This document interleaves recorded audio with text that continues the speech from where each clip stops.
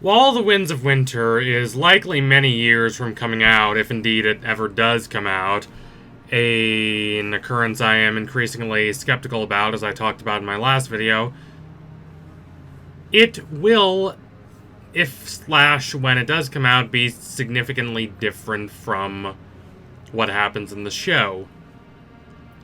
Largely because the books have a lot more time and space to sprawl out all these various intersecting, interweaving storylines, but also because the characters in the books are significantly different than the characters in the show.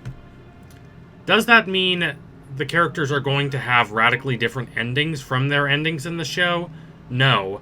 I believe that Daenerys is still going to descend into madness in the books, just as she does in the show. But when she does, it is going to be in a completely different context, in large part because the character of Daenerys that the books have created is radically different and much less a clear, overt hero than the Daenerys in the show. In fact, a major reason why I am so certain that Daenerys, Stormborn of the House Targaryen, Queen of Too Many Names, is going to have the same ending in the books as she does in the show, is that it is pretty clear that the show deliberately changed the ending it was going for in order to match what Martin told the creators, apparently at the last minute, about what the ending of the books was going to be. Quite a short-sighted move on Martin's part, I believe, to not just tell them a long time ago. I do not want to excuse Benioff and Weiss, who made a lot of poor decisions in the last couple seasons of the show, and proved that they were much less capable in creating their own material as opposed to simply adapting Martin's, but they were stuck in a quite unfortunate position. As much as we think of artists as being these romanticist heroes with passion and ideas surging through their hearts, and this almost spiritual ability to transcend the mundane and the quotidian and all the mere external details of ordinary life and really get to the inner essence, the real hidden forms and latent shapes and true spirit of the thing. We need to acknowledge that most times the artistic process is not that neat, even if the artist is brilliant, or even if the artists are capable of strokes of brilliance, as I'd say that Benioff and Weiss, despite their many faults, are.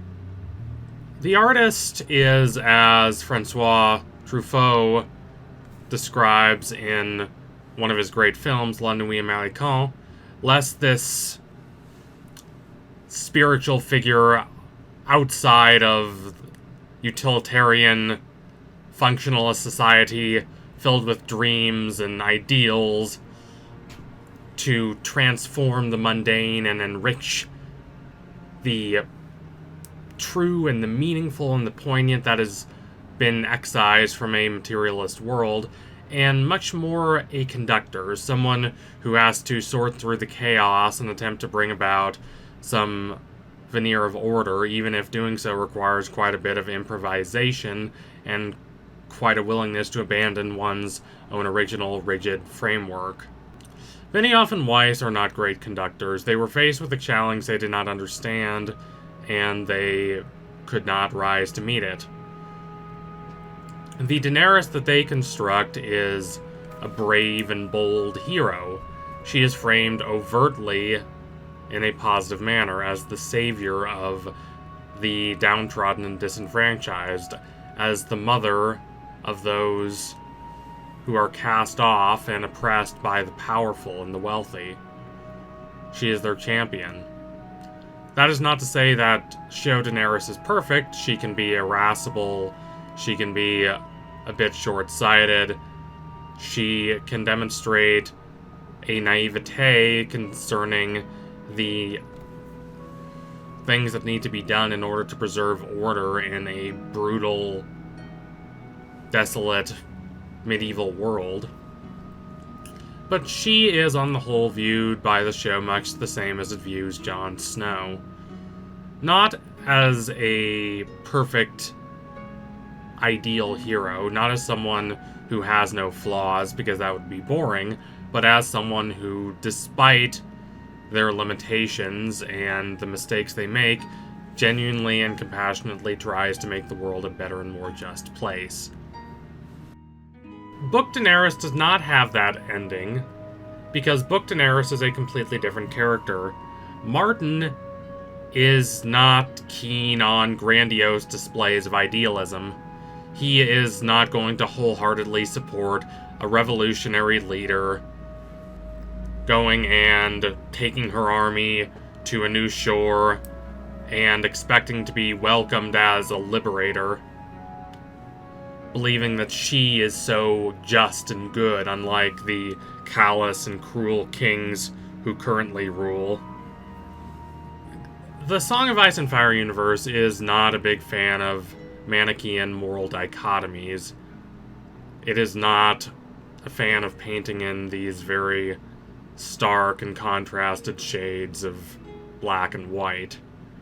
There are a lot of nuances and complexities and practical considerations and ideological and religious and sociocultural considerations that motivate different leaders and constrict the choices they have it within their power to make. Now, that does not mean that all leaders are equal, or otherwise does it indicate a sense of moral nihilism and apathy. But it does mean that leaders in Game of Thrones must work practically with the world in which they live, with all its imperfections and mysteries and shadows that don't exactly yield to the bright light of reason and idealism, instead of trying to act like the world is this perfect, orderly place, or that it can be made such with the right leader. The Song of Ice and Fire is not about this bold, fearless leader coming in and saving the world from tyranny with her dragons and being valorized as a perfect, or mostly perfect, and moral and just figure. That's not what the books are about. Especially books 4 and 5, which are almost deliberately a slog to get through, because they're about that murk and the dirt and the grime and the sickness and all the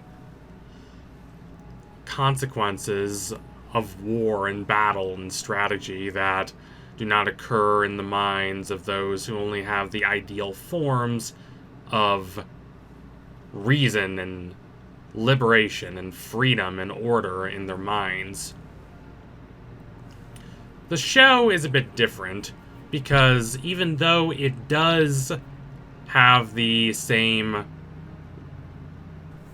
apathy toward these grand idealistic sentiments as the books in regards to the characters of Ned and Robb Stark, it is much more willing to accept the utility and even the admirability of this kind of fearless, dedicated idealism, as we see with how the book treats Jon Snow or Daenerys or even Sansa, who is basically the ideal leader in the show. Someone who has a compassionate heart, who does understand politics, and who does want to help the people, but who also has a bit of that knowledge of the dark and more nefarious sides of politics that one needs to get involved with in order to achieve one's own ideals. They're both much more cynical than a show like The Lord of the Rings. Rings of Power is probably going to be much more cynical than your average stereotypical high fantasy show, but they are very different works nonetheless. A lot of fans were vehemently turned off by what the show did to Daenerys, because they had come to idealize her, and it's not really their fault, because the show idealizes her much more so than the books. A lot of people, especially women, very much connected to Daenerys and related to her. They saw her as an aspirational figure, someone who is firm and passionate and idealistic. Someone who knows what needs to be done to improve the world and is not afraid to take those steps. Presidential candidate and Massachusetts Senator Elizabeth Warren was particularly vocal in her admiration of Dany. Now, if we had gotten the version of Dany that we see in the books, would her rapid descent into delusional, delirious villainy at the end of the show have been something that satisfied a lot of people? I don't know. I don't think so, because the turn was so sudden, and because Daenerys is comfortable with doing things that neither book Daenerys nor show Daenerys would be fine with, such as, instead of just going to the Red Keep to kill Cersei, laying waste to the city of King's Landing and purposefully killing tens of thousands of innocent people. I do not think that book Daenerys, despite her faults and despite her arrogance and self-aggrandizement, would be okay with that, but it is certainly more in the realm of possibility, I would say. Like, I can certainly see a gradual descent of book Daenerys from this position of somewhat morally ambiguous conqueror / liberator who expects to be welcomed as a hero, who thinks that the people should adore her and idealize her because she's so good, because she's freeing them from her oppressors, even though she does not take into account what would be best for them in the long term, and she does not take into account what they as individuals want for themselves. She is an imperialist in a lot of ways. She says that she's working for the benefit of the people, and she wholeheartedly believes that, but her vision of what is beneficial to the people is very self-centered and a bit myopic and parochial. Now, there is still a large gap from that kind of person to the destroyer of King's Landing, but you can definitely see her becoming so disillusioned by the unwillingness of the masses to support her against the Night King and valorize her for her actions in that war against the Night King, as happens in the show and will probably happen to some extent in the books, that she becomes increasingly hostile and resentful, and thus launches her brutal, devastating attack on King's Landing. Book Dany is an idealist, but she's one with a hateful streak, and she's one who has little tolerance for those who disobey her. She believes she is a grand destiny, and thus she believes that the throne is hers by rights, and that anyone who opposes her is only standing for the old era of oppression and brutality and inequality.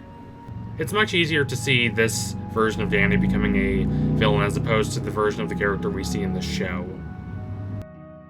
So thank you all for watching. If you liked what you saw today, don't forget to like, comment, and subscribe. Donate to my Patreon if you can, and you want to see more videos just like this one before anyone else.